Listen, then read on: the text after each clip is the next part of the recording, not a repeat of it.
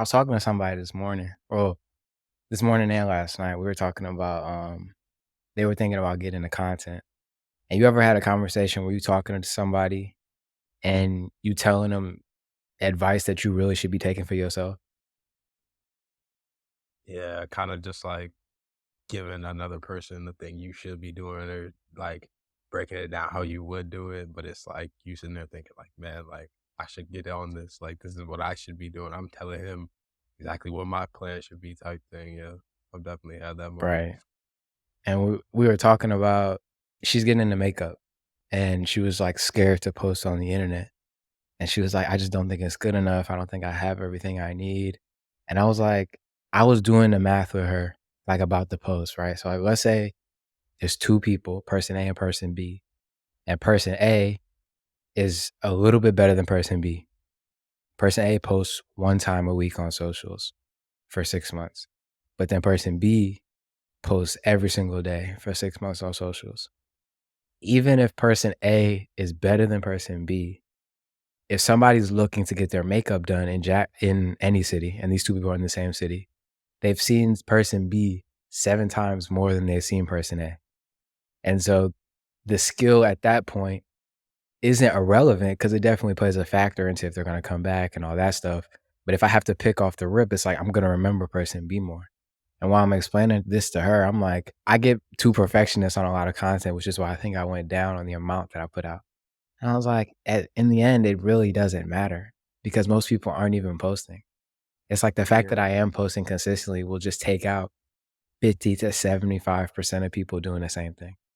Right, plus, I mean, they do say, like, people need to see you, I think it was, like, 6 or 7 times before they wanna buy something from you, like, they need to see you reoccurring, they need to see you putting the work in, and I feel like the more reps you're getting in with content and social media, the better you'll get at it, like, if you're doing it less, trying to make it perfect, trying to make, like, the best piece instead of just making something and seeing how people react, you're not gonna get as much, like, progress doing it that way.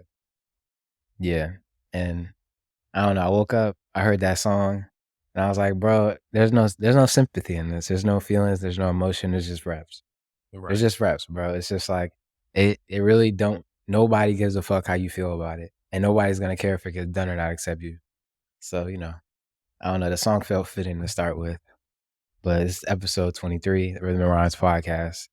I'm your host, AJ Hughes, with my co-host Antonio Hughes.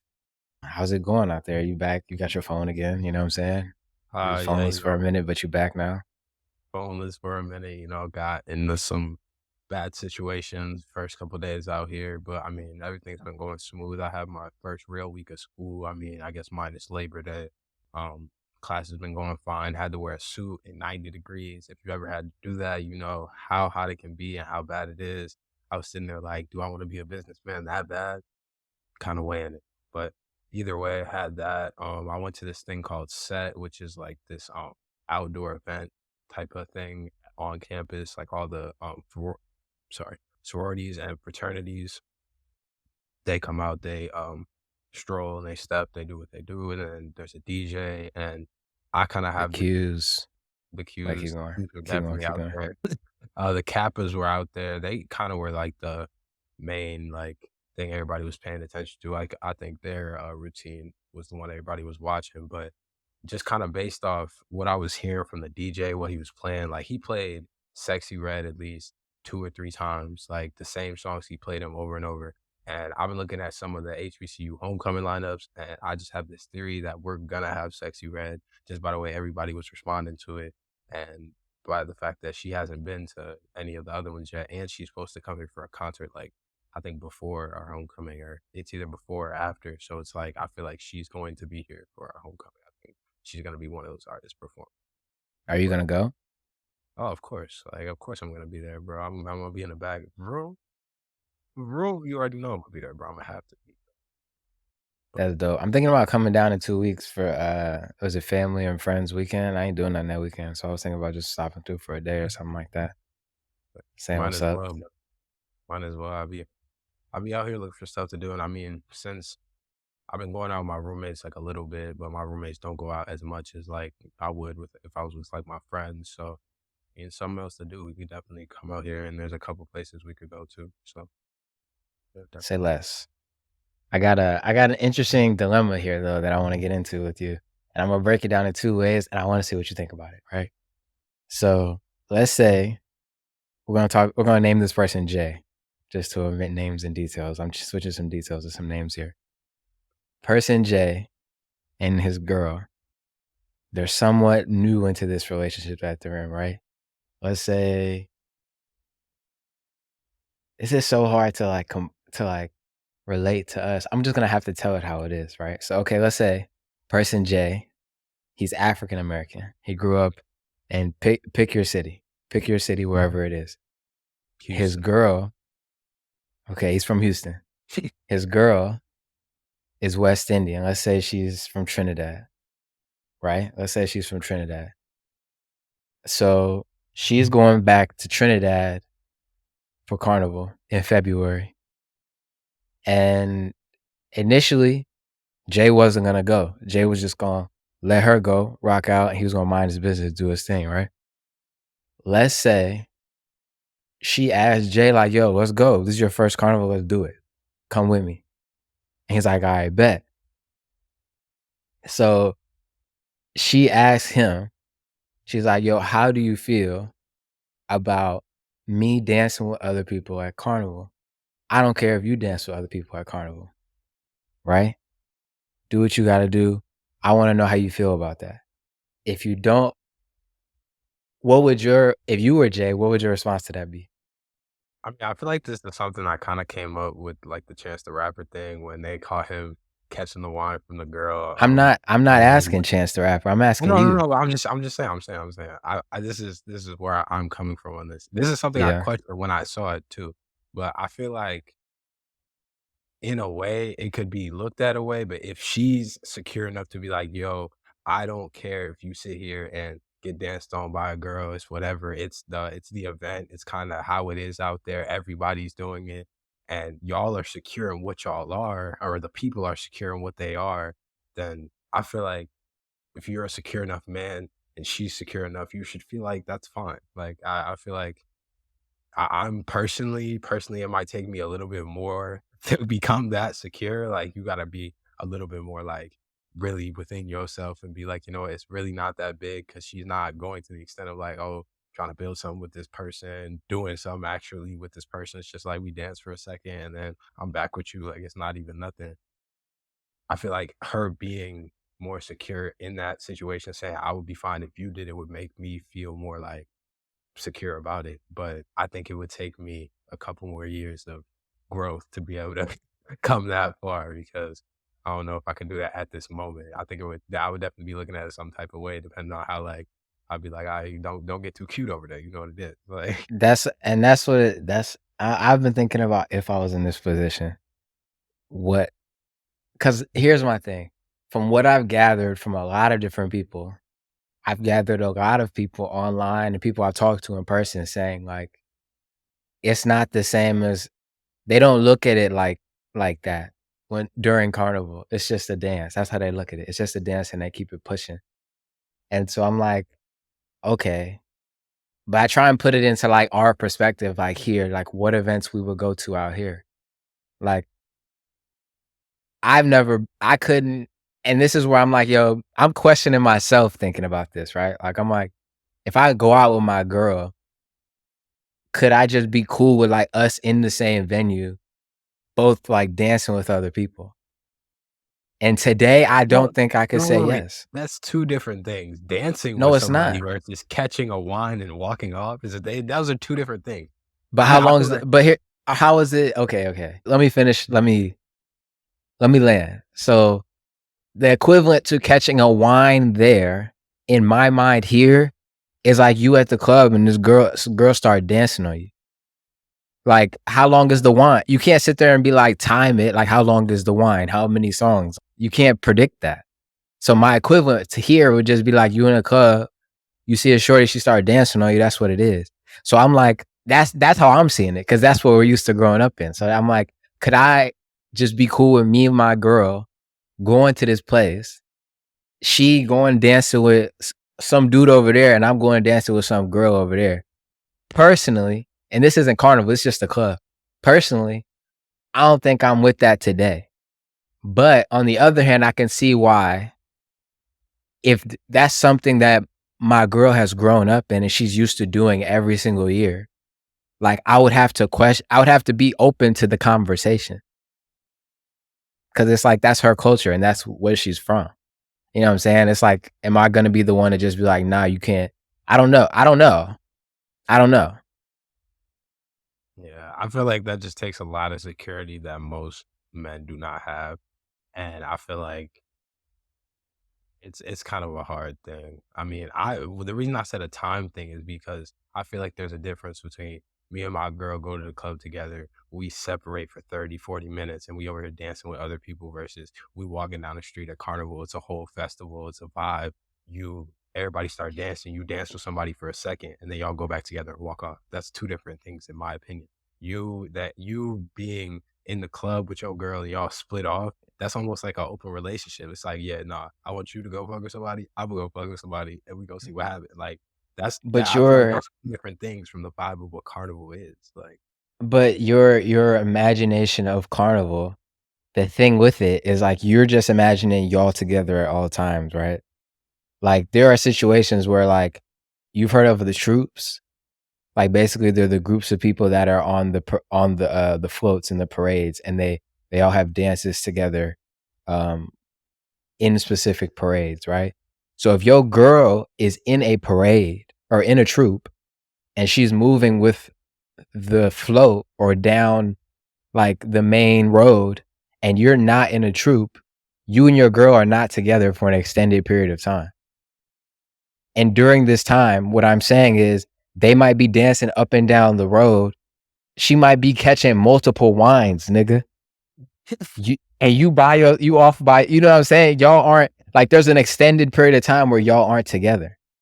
okay, Which is why yeah, I'm saying like when I was in the UK and I was at that rooftop party, the guy that told me he was gonna take me to Notting Hill, him and his girl, they came in together.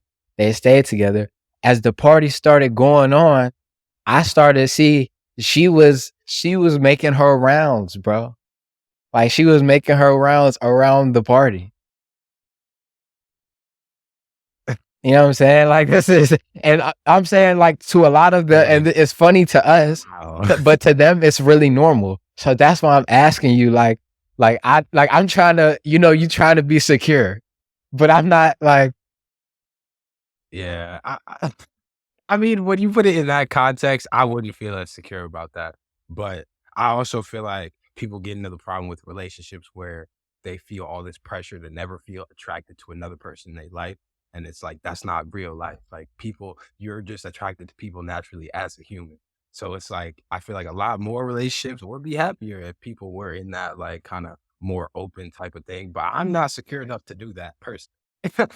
If you put it in that yeah, term, I can't do it because I just feel like that's not what a relationship is. Like that's not what I've grown up to see it as or what I've grown up to be told it is. You know what I mean? Like, my my solution for Jay was don't go, yeah, if you don't don't know, go. My they don't solution for tell you. Jay was like if you trust her enough, because here's the thing, I'm like if I'm Jay and this is what she want to do, and I trust that she not gonna cross a crazy line. I just don't think I could just see there like, Yeah, like you can't watch it, but right. So I would tell Jay, just don't go. yeah, I'd probably say the same thing because I feel like just some things are like out of sight, out of mind with relationships. Like I don't need to see, I don't need to know. Just Right. don't get out of pocket, like real. Right. Well, I'm gonna go back and consult with Jay and see what he thinks. But um that was on my mind the last couple of days. I've had a lot of different thoughts recently, but new music, Teezo Touchdown, you would have thought. Um I'm gonna let you talk about it first, but I'm just gonna say I was surprised. I was really surprised. I was not looking forward to this album, but I was surprised. What did you think about Teezo Touchdown? You would have thought. I listened to it like soon as it came out on Friday, like when I got up. just because I wanted to hear the sound of it. Like I was kind of still riding off the Drake saying best music he's heard in a while, best music he's heard in a while. And honestly, like sonically, it makes a lot of sense that he would say that. Like I feel like the instrumentation on it and just how it sounds crazy. Like I feel like the beat switches, like the vibe switches, even like one of my favorite songs on there is Too Easy. And I feel like it just comes in like super hard, all like super hard drums, super hard guitar. And then you get to about a minute 30 in the song and it completely switches to like almost an R&B song. And I feel like it was just real crazy with how he was switching up the beats. You can totally tell and see his age in his music just by the influence he has and the sounds that he chooses to use. And I like the rock influence on this. Like, I think that's one of the things we've been talking about with rap for the past couple of months or past couple of years, even like it's becoming very rock influence. You're hearing a lot of punk, like stuff like that. And even with Uzi's album, that was one of the things I didn't like about it. I just feel like he didn't sound great doing that sound.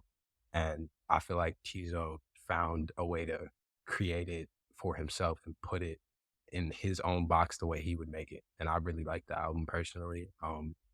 I definitely think it's something I'm still gonna be listening to. I feel like it's really like if I had to describe it, it's kind of like soft boy rock, but also kind of there's some like melodies and some good verses in there for real. So I mean, there's a lot Ye of things, but yeah, yeah, actually so I made a mistake, the album is actually called How Do You Sleep at Night, the lead single was You Thought, but I will say, I agree with a lot of what you said. I think part of the problem I had with a lot of the rock stuff, and just like in hip hop or any other genre, there's subgenres of that genre, you know? And I think I'm just not the heavy metal punk rock. Like I don't like how loud and like abrasive a lot of the sounds are. And so like the first 2 to 3 songs, I was a little skeptical. I was like, I don't know if I'm gonna be able to make it all the way through this project.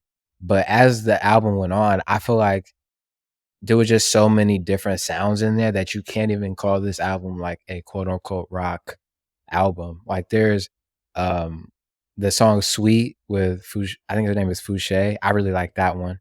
no, That one was dope.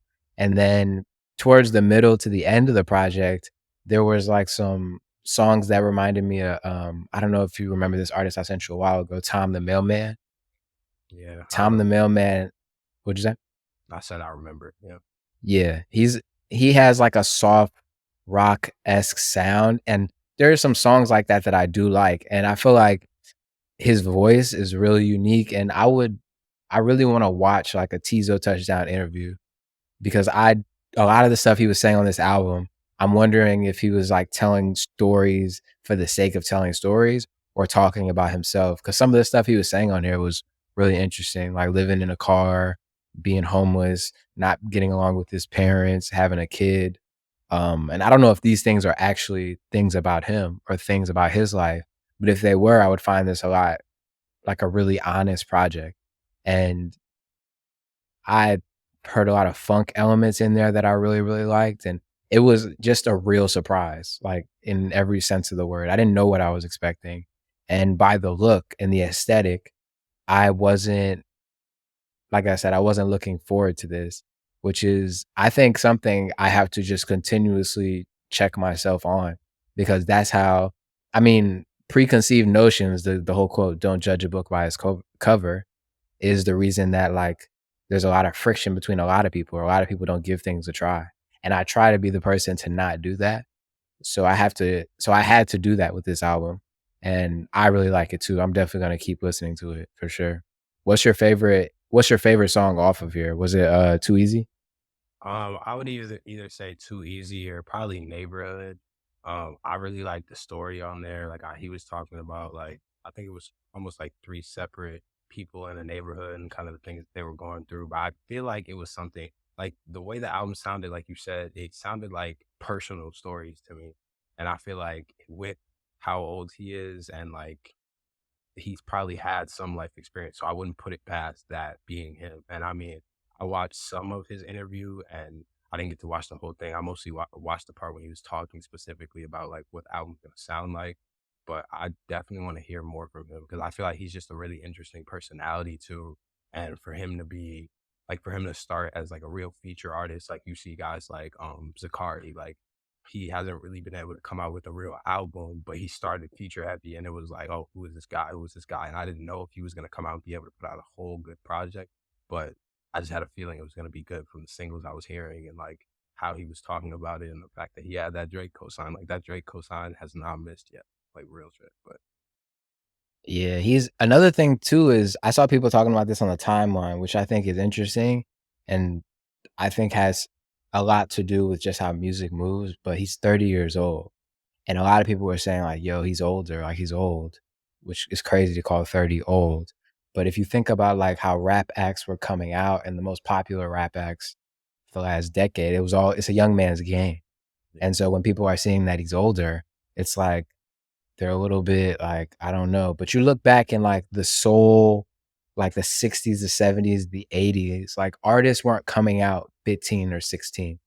That traditionally wasn't it, and I think that has a lot to do with obviously young is new, and you get a lot of these different new influences in that way, but older, you're just more experienced, you're more I feel like you were more well-tuned, and, like, if you're 30 years old, you have so much time to work on your songwriting, your how good you are playing instruments, your production, and things like that, and I think you get a more well-developed product, you know what I mean? Like, I feel like the problem with a lot of these artists is that they're just not that s honestly, they're just not that skilled. They're talented, but they're not that skilled, and that's just from a lack of experience.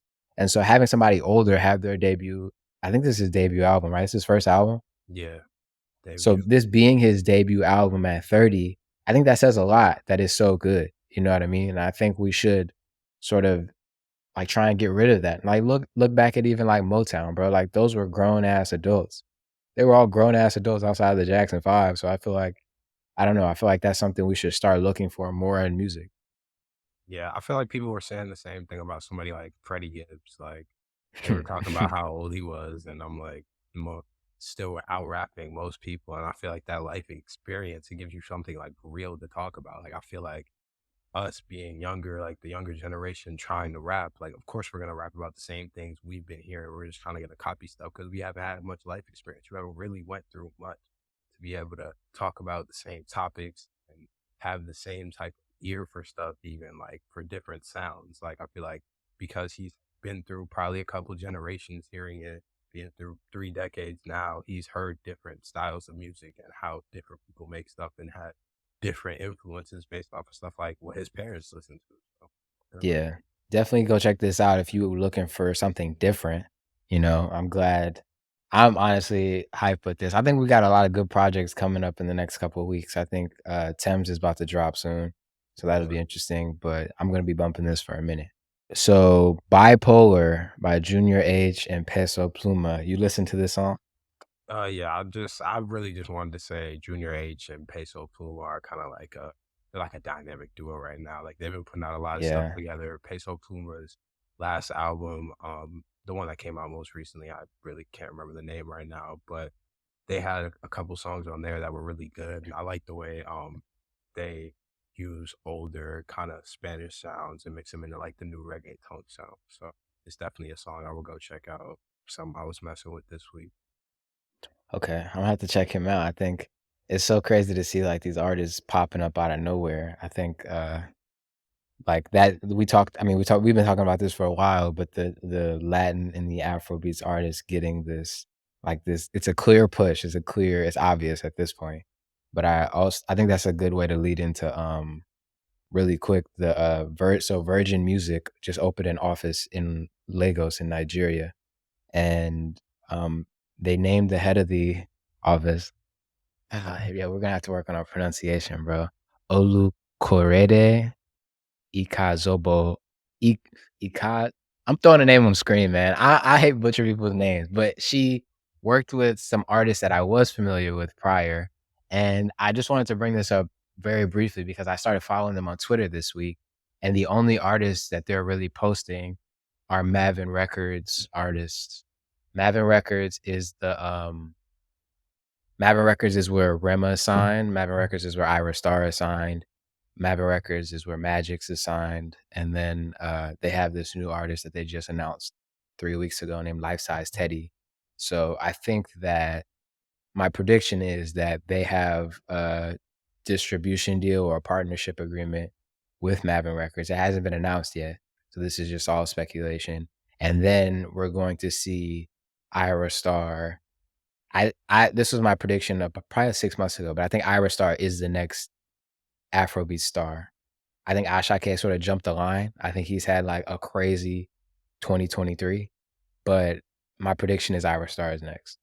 So, Yeah, I I just mean, wanted she to say does that. have a lot of the bigger Afrobeat songs from the past at least 2 years, so I would definitely say she should get that push. She deserves it. Did you, did you see anything about Ashake's performance this week?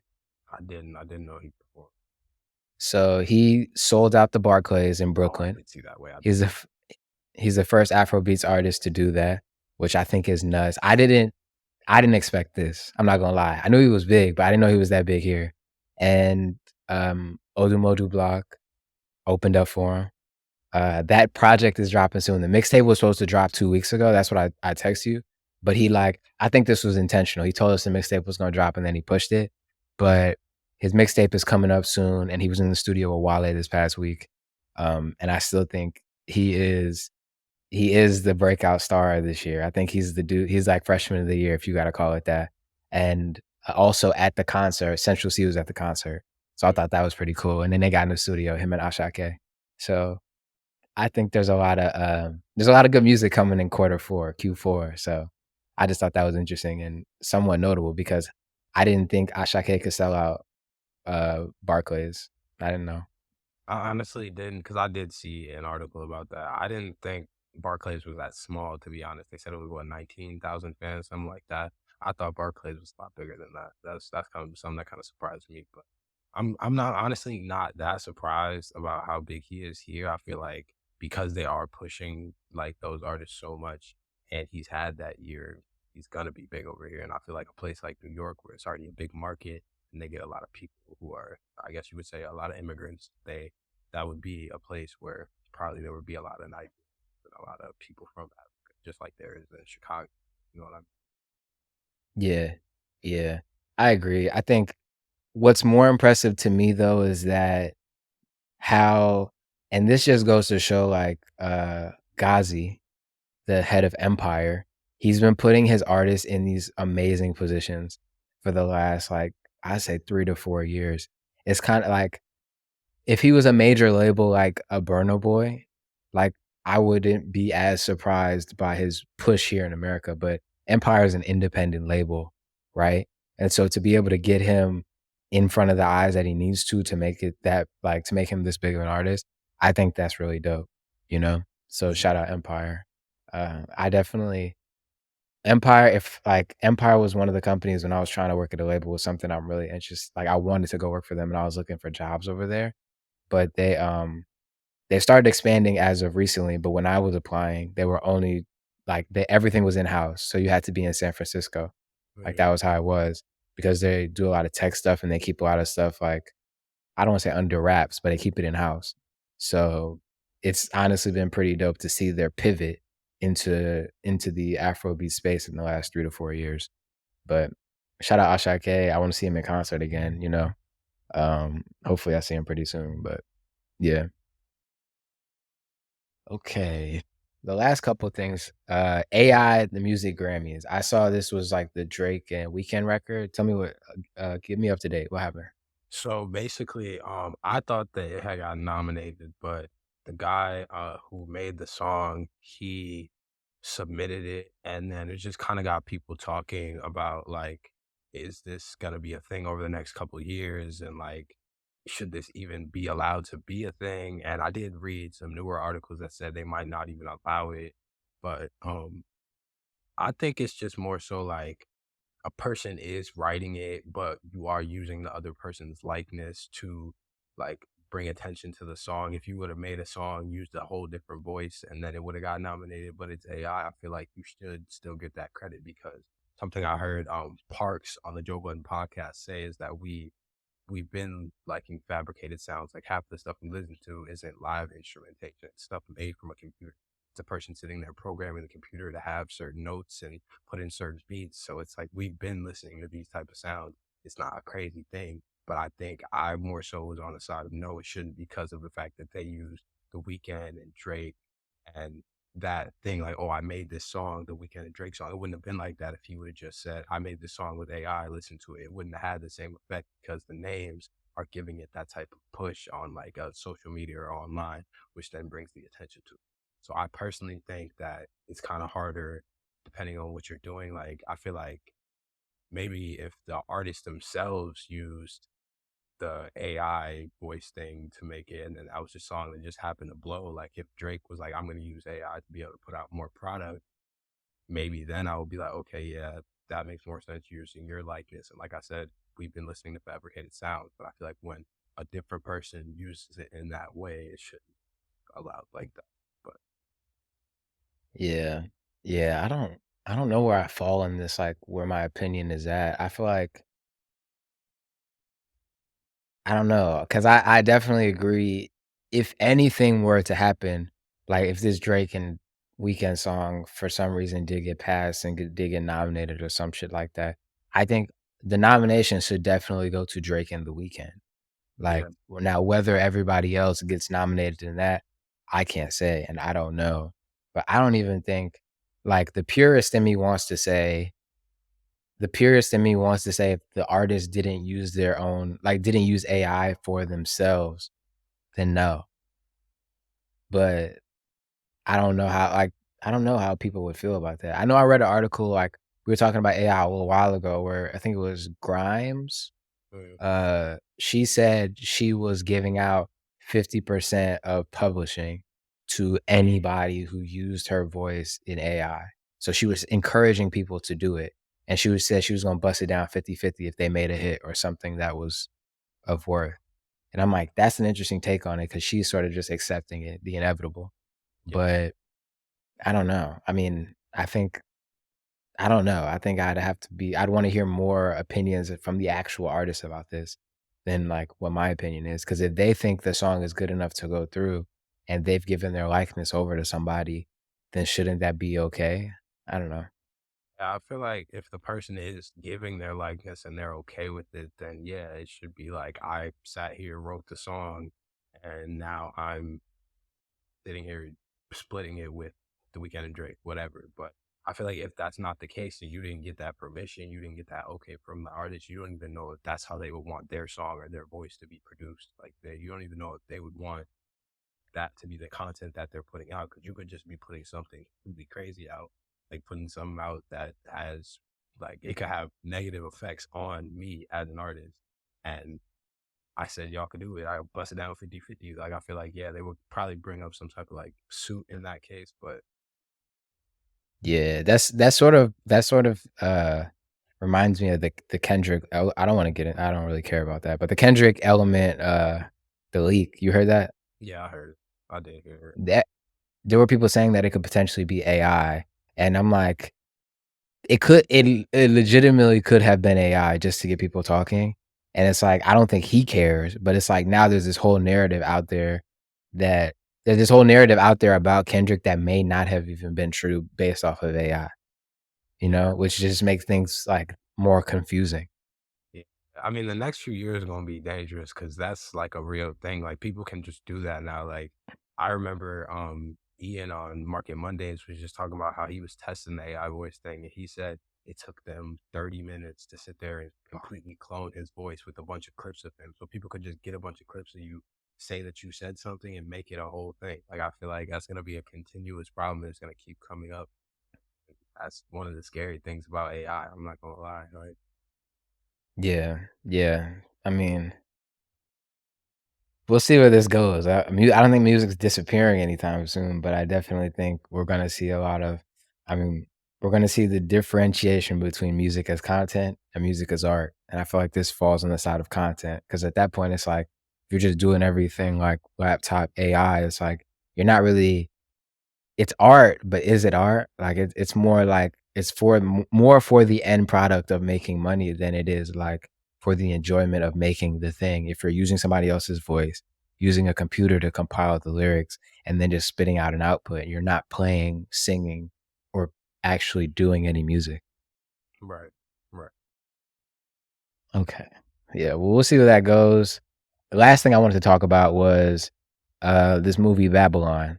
So, I had I had seen so a couple I'll say, like, 3 or 4 months ago, I watched these, 5 short films on Amazon called Small Acts, and they were basically about the Windrush generation of Caribbeans that moved to the UK and their adjustment to life there and, like, different problems that they had dealing with people there, and it led me down a rabbit hole of, like, wanting to learn more about just the migration of different Black communities all over the world and how it related to music and things like that. And so that's how I ended up finding the Black Jacobins book, which was about the, um the Black Jacobins book, which was about the Haitian Revolution, which led me to wanting to learn about, the Moors in Spain and how they affected, like, uh, Europe during that time period. But I also in one of the movies, they kept bringing up this phrase Babylon, and I don't know if you've heard this phrase in pop culture and media. Have you heard of just the word Babylon, like, being, like, sort of thrown around? Not in that context, no. Okay, so Babylon, I'm gonna give you some information about the movie and then why it's called that because I've heard Babylon somewhat frequently, but I just never knew what it meant and why people kept saying it, right? So the movie was about these Jamaican immigrants and their kids that moved over to to the UK. I'm gonna give you the synopsis because I think that'll do a better job explaining than I can.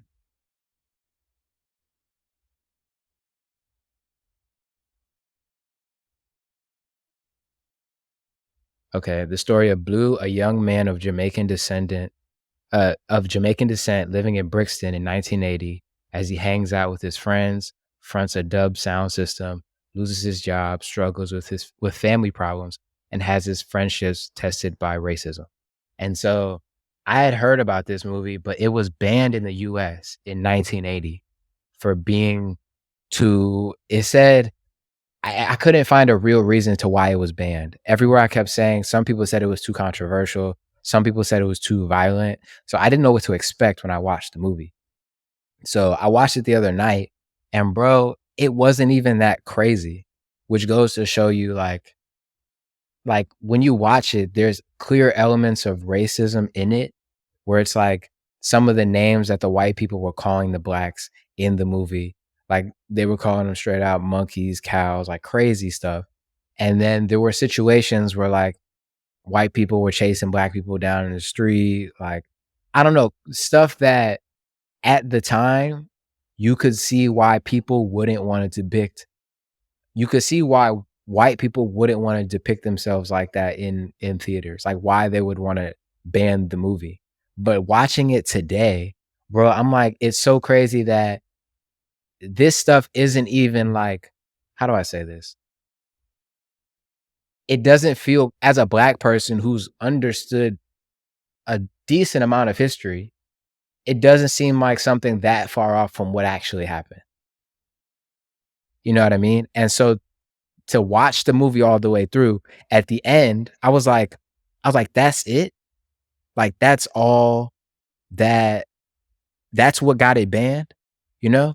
I'm gonna watch it again, and I encourage you to watch it and anybody listening to watch it, but basically, Babylon is this overarching term that people use, um, to refer to and this is where it gets kinda tricky, bro. This is where it gets kinda tricky, so I'm gonna pick my words carefully. Let me find so the Babylonian Talmud is one of the original texts of the Jewish people, like the original text of the Jewish people. And in that text, there is anti-black rhetoric in it. This text is from 500 BC, right? And so if you look at the Nation of Islam and some of the radical black people in this country, the the opposition they feel or have for Jewish people stems from this. A lot of it does. And so they refer to the essentially, I view it as they referring to the opposition of the black people or black race as Babylon, which is where the title of the movie comes from. And so I thought it was like this has sparked a new interest in me in that dynamic between blacks and Jews. Because you see a lot of stuff in the media, whether it's Kyrie Irving or Kanye West, referring to the relationship between black and Jewish people. And so to watch this movie, understand what Babylon is in reference of, and then the brief overview I got of this anti-black rhetoric, it makes me want to dive deeper into it and learn more about it. But I think it was interesting more towards this podcast is because the only real like places of community and like moments of peace in the movie the main character felt was with his friends at parties with the sound system. Like when they were playing reggae music, dub music, jungle music, like Jamaican music. You know what I mean? And I think that just in a lot of the ways that like I talk about music, like music has been a lot of black people's like safe haven. And in this movie, it's clear that that's what it is. And I definitely am going to come on here and discuss it more next week because I'm going to watch it again this week. But I think it's a good conversation starter. And if you have time, you can now, it's no longer banned in the US. You can watch it on Amazon Prime.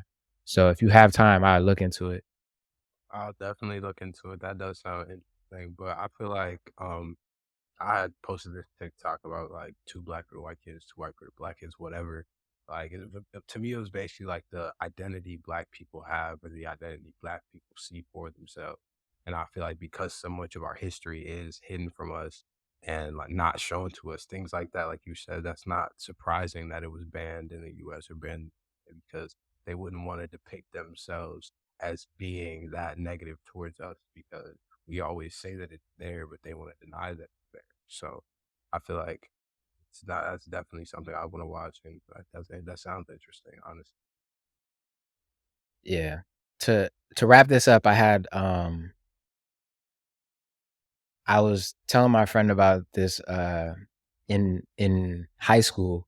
I had a US history class, and in that class we were going back and talk and in there in one of the chapters, the teacher had brought up like the first black congressman. Mhm. And the year when she said it, the year seemed really, really late to me. It was like 18, I think it was like 19 something. I don't even remember what the years were at this point. But in the textbook, it said something that in my mind felt too late, right? And so I remember going home and looking online to see and find like if this was actually true, like if the textbook was fact or fiction. And I remember finding out that the actual first black governor was like 30 years prior to what was in the textbook. And I'm like, yo, this is my first time dealing with a discrepancy in the textbook. And so I was like, let me take this to the teacher in class tomorrow and see what she says. Right. So we start reading again. And I remember like putting my hand up and telling her, like, hey, I know this is what you in the book said yesterday, but this is what I found online. And I found a couple other sources to back it up. And she was more irritated and sort of dismissive of me bringing up this fact than anything. Right. And that made me kind of mad. And it reminded me of, like, when here in Florida, they banned the AP African American classes. They were potentially trying to do something with the HBCUs and all that stuff. And personally, I have never really learned a lot about Black culture from school. So the the bands never really the bands never really bothered me in that way because it was like, y'all never taught me anything to begin with. But it's more of, like, misinformation as misinformation rather than a lack of information. Because 'cause you're not gonna give me the information, that's fine, as long as I can go look it up. But when they get to telling you things that aren't true is when I'm really bothered by it. Yeah, I feel like, I mean, like people say, it's if you watch the news, you're misinformed. If you don't watch the news, you're uninformed type of thing. Like I feel like they don't really Yeah. give us that information about us, so how would we know? And that I definitely feel like I agree with you on that, and not really bother. Like I feel like even I think wasn't Tequila Mockingbird banned for a while too, and then we had to read that in Yeah, school, like books like that even. Like yeah. I read a quote, that said, "If they're banning it, uh, run to it." It was something to that effect. If they're banning it, run to it and find out why they're banning it, like, for your own reasons, like, read it. And so that was why I was really interested to watch this movie and why I'm interested to read the books that they tell us they don't wanna read, they don't want us to read and stuff like that, and I think that's how you become more well developed, like, talking to some Black people now, they're like, "Bro, I feel like I don't understand our history at all." And I tell them, "I just feel like I'm starting to get a smidget of it in the last year or so." You yeah, know? So I don't blame anybody who feels like they don't understand because it was intentional for it to be that way. right. But, um, to end on that fact, do you have a song for us? I have an album that I wanna give, s out to the podcast, but do you have a song? I do have a song, "What They Did" by Real Boston Richie. I'm in Tally now. They've been messing with him a lot out here. He was over here in our football team's locker room doing a little video. So wanted to show some love to him this week. He dropped a good album, and that was probably my favorite song up there. Right now is "What They Did" by Real Boston. Definitely heard a lot of people bumping that around here. Yeah, I'm gonna have to check him out. The only song that I've heard by Real Boston Richie was, the one with Future, where he was Yeah, talking about Beyonce, I think, or Jay-Z or something. You know the yeah, song I'm talking about? yeah. I know what song you're Yeah, talking yeah, about. yeah, yeah. That song was hard though, so Imma check it out. Oh, Um, I think my hold ok on, it's fine. we're almost done. I just gotta refer this album then. So do what you gotta do, but I'm just gonna talk while you figure that out. Album that I'm recommending for you guys is called Dirt and the Diamond by Jords. He's from the UK, he's of Jamaican descent, and this is some of the best rapping that I've heard in a really long time. Um, I had heard his name, like, being floated around the little ethos, like, when I go on Twitter or I listen to some podcast, and so I this week, I decided to give it a chance, and I've listened to this album probably 4 or 5 times this week, and it's some of the best rapping, like I said, that I've heard in a minute. The first song is called Ancestors, but there's a bunch of songs on here that I really like Rice and Peas, Drill versus Grime, First in the Sky. The features on here are pretty dope. He's got Lil Skies, Cash, Wretch 32, Cranium, Tay Iwar, and Masego, and a couple other people. But if you're looking for real bars, with great production, I would check this out, Dirt and the Diamond by George. All right, well, that's it for this week. I thought this was a good episode, honestly. I'm not gonna lie. I'm gonna have to talk to my nigga Jay about Carnival and see what he think, bro. He over there stressing. Yeah, you have He to over there definitely let stressing, him. but we'll see you guys next week.